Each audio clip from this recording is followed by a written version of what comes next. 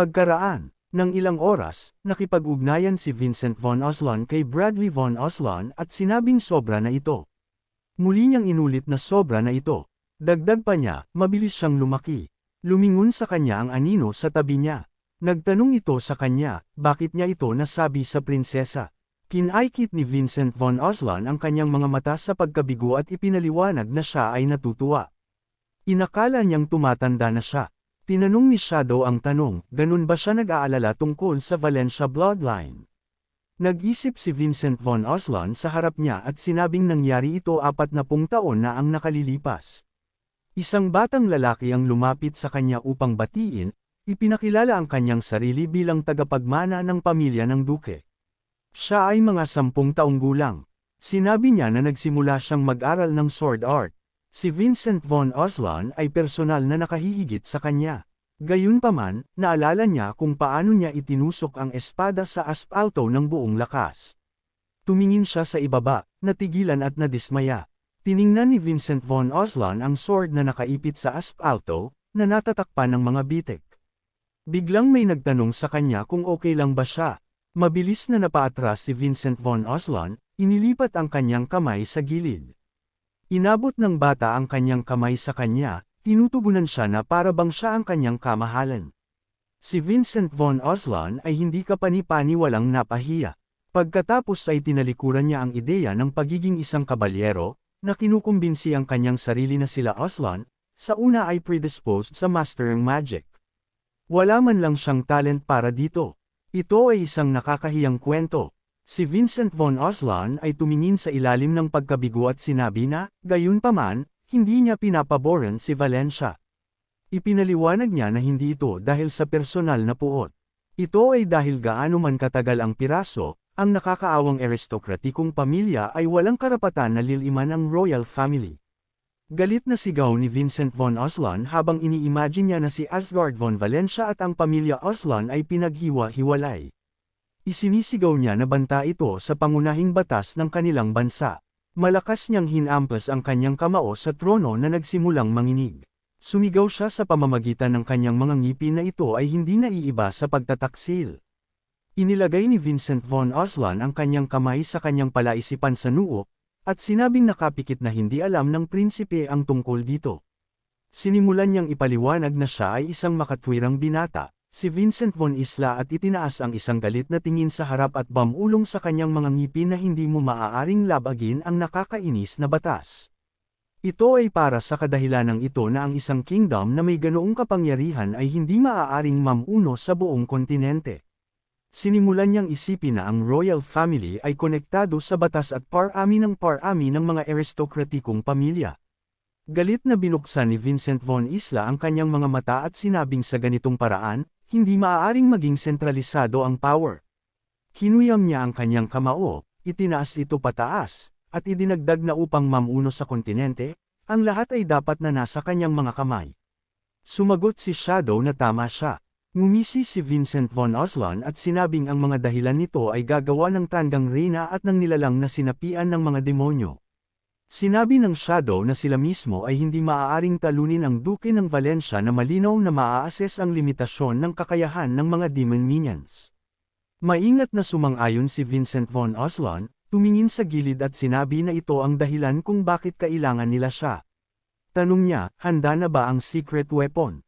Gayunpaman, humingi ng paumanhin ang Shadow at sinabi na ito ay sa ngayon. Galit na pinaikit ni Vincent Von Oslan ang kanyang mga mata at sinabing narinig niyang talented siya. Nagsimulang magpaliwanag ang anino, malinaw na ito ang pinakamahusay na henyo na ipinanganak pagkatapos ng grupo ng anino. Dagdag pa ng boses na iyon, kung patuloy siyang lalago sa parehong bilis, siya ang magiging unang pinuno na kumokontrol sa mga gumagamit ng aura, na isang mamamatay. Inilahad ni Vincent Von Oslan ang kanyang palad na nagpapatawag ng ilusyon ng isang Reaper. Sinabi ni Shadow na kakailanganin nila ng 10 taon. Si Vincent Von Oslan ay tumingin sa ibaba sa inis, ipinatong ang kanyang mukha sa kanyang kamao, at sinabi na siya ay nagsisisi. Dagdag pa ni Anino para hindi siya mag-alala. Sinimulan niyang ipaliwanag na kung kumilos sila kasama ang Magic Tower ng Kingdom, sapat na iyon. Naisip niya kung paano nila sasalakayin si Asgard von Valentia mula sa lahat ng panig. Vincent von Isla at sumang-ayon sabay ngisi at sinabing dapat nga. Tanong niya, inilibot ang tingin sa buong bulwagan, saan nagpunta ang prinsipe? Sinabi sa kanya ng anino na hindi siya pupunta sa isang tiyak na lugar. Iminungkahi nito na pinag-uusapan nila ang mga bagay gamit ang mata ng dragon. Sinabi ni Vincent von Oslan na maaari nilang bigyan siya ng hindi mahalagang impormasyon, ngunit hindi niya dapat alamin ang tungkol sa kanilang plano. Sumagot ang anino na gagawin ito. Idinagdag nito na ang prinsipe ay makakatanggap ng mga kagyat na mensahe sa pinakamahalagang sandali. Kinaykit ni Vincent von Oslan ang kanyang mga mata at sinabing mangyayari ang pag-aalsa ng mga kampa ng demonyo laban sa royal family. Iniharap niya ang isang bloody dagger sa katawan ni Asgard von Valentia at idinagdag na mamamatay ang kanilang biyenan. Naisip niya nang may pag-asa kung paano itinikom ng mga tao ang kanilang mga bibig sa takot at pagkabigla. Idinagdag ni Vincent von Oslan na ito ay magbibigay sa kanila ng sapat na dahilan upang i-claim na ang kakulangan ng sentralisadong kapangyarihan, na nasa maling kamay, ay maaaring umantong sa pagbagsak ng kingdom. Bahagya siyang bumaba na may malawak na ngiti. Ipinaliwanag ng Shadow na gagawin nilang kalamangan ang sitwasyon. Isa pang anino ang dumula sa ilalim ng pinto. Nagsimula itong maglibot sa bulwagan. Huminto ang anino sa harap ng trono ni Vincent von Oslan at may sinabing hindi marinig sa ibang wika. Nang maglaon, nagpatuloy ang anino sa pagsasabi ng isang bagay sa parehong wika. Tanong ni Vincent von Oslan, ano ito? Ipinaliwanag ng anino sa tabi niya na may dalang balita ang kanyang nasasakupan. Nakangiting tanong ni Vincent von Oslan, totoo ba ito? Kinumpirma ito ng Shadow. Inisip nito na maaari nilang i-pressure si Valentia kahit na mas maaga. Sa Valentia Estate, Asgard von Valentia said, sa pagkabigla na ang Emperor ay hindi lamang napupuot sa kanya, dagdag niya, natuwang-tuwa na nagtanong sa tanong na binyantaan pa niya si Chloe. Desperadong inilagay niya ang kanyang kamay sa kanyang noo, nananatiling tahimik na nag-iisip. Umupo si Tiny sa harap niya habang naka-cross arms. Tanong niya, kaya ba nila siyang patayin? Ibinaba ni Asgard von Valentia ang kanyang palad at tumingin kay Tiny. Iniharap ni Tiny ang kanyang mga kamay sa takot at tinanong ang tanong, natatawa ng kaba, hindi ba ito posible? Joke lang daw. Tanong ni Asgard von Valentia, huminga sa pagkatalo.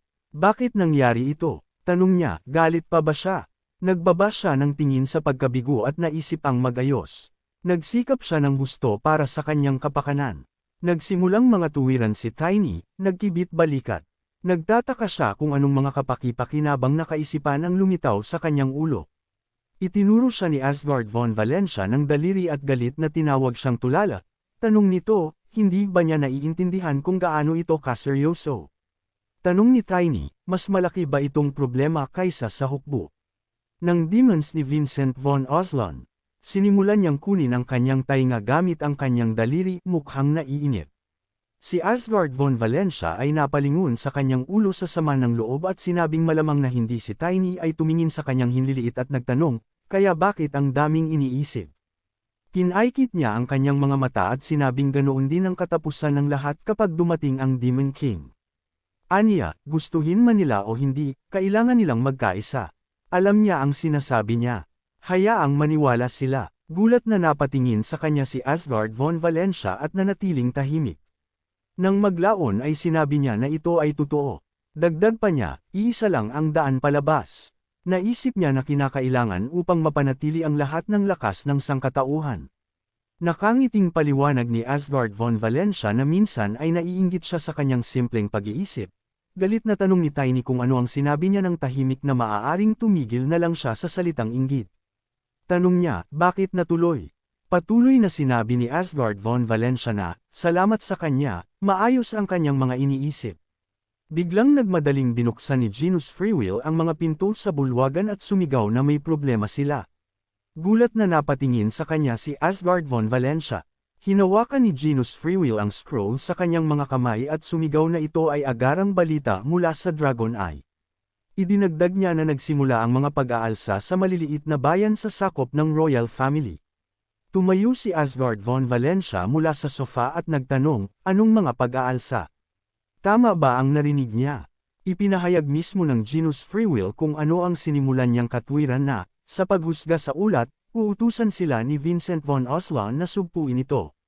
Ibinigay niya ang scroll kay Asgard von Valentia at sinabing may pag-aalala na ito ang nilalaman ng opisyal na anunsyo na malapit na nilang matanggap. Asgard von Valentia basahin ang utos ni Vincent von Assange na dapat niyang sugpuin ang pag-aalsa sa ilang maliliit na bayan sa lalong madaling panahon at patunayan ang kanyang sarili na karapat-dapat na maging biyenan ng royal family. Galit siyang sumimangot, tumingin sa harap niya, nilukot ang scroll at inihayag na may deadline bago ang kasal. Tanong ni Tiny, sa gulat at pag-aalsa, gaano sila kalakas ng loob na sinimulan nila ito sa mga lungsod na kakaunti ang mga tao? Nataranta na ikinalat ni Genus Free Will ang kanyang mga braso sa magkabilang gilid at sinabing, sa narinig niya, iniisip ng mga tao sa likod nito na sumama sa mga tagasunod ng demonyo. Isang nakakabinging katahimikan ang bumalot sa hangin. Sinabi ni Genus Free Will nang may pananabik na ito ay walang katotohanan. Hindi ito maaaring mangyari sa isang napakahalagang oras. Tumingin si Tiny kay Asgard von Valentia at tumawa. Pinag-iisipan. Inihayag niya ng malakas ang kanyang mga iniisip, na sinasabing sinusubukan ng mga tagasunod ng demonyo na hatiin ang kapangyarihang militar ng royal family. Kumunot ang noo ni Asgard von Valentia, naisip na aatake sila sa kasal. Nagtatakang tanong ni Genus Free Will kung ano ang sinasabi niya. Hindi ibinigay sa kanila na malaman na sila ay magpapasya na kumilos sa mismong araw na ito. Ipinatong ni Asgard von Valentia ang isang kamay sa kanyang balikat at tiniyak sa kanya na mayroon silang dahilan upang maniwala kaya sa lalong madaling panahon sasabihin nila sa kanya ang lahat. Hindi makapaniwalang tumingin sa kanya si Genus Free Will. Dagdag pa ni Asgard von Valentia, kailangan muna nilang lutisin ang isyong ito. Tumingin si Genus Free Will at mapagpakumbabang sumang-ayon. Aniya, iminumungkahi ng mga ulat na nagsimula ang mga pag-aalsa sa maliliit na bayan ng Serengel, Lehi at Carina. Sa Serengel at Lehi, haharapin ng hukbo ng Kingdom at ng Magic Tower ang mga rebelde. Naipadala na, doon ang Ice Flame Mage.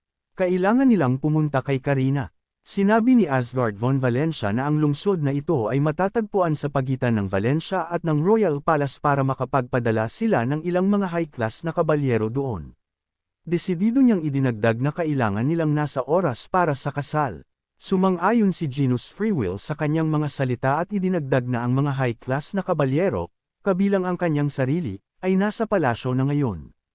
Itinaas niya ang kanyang mga kamay sa pagkataranta at sinabing kung sila ay aalis, mabilis nilang tapusin ang lahat, ngunit wala pa rin silang oras upang bumalik bago ang kasal. Hinawakan ni Asgard von Valentia ang kanyang baba gamit ang isang daliri at tinignan siya ng may pag-iisip. Malungkot niyang idinagdag na kahit sa ganoong pagkakataon ay gustong maubos ni Vincent von Oslan ang lakas ni Valentia.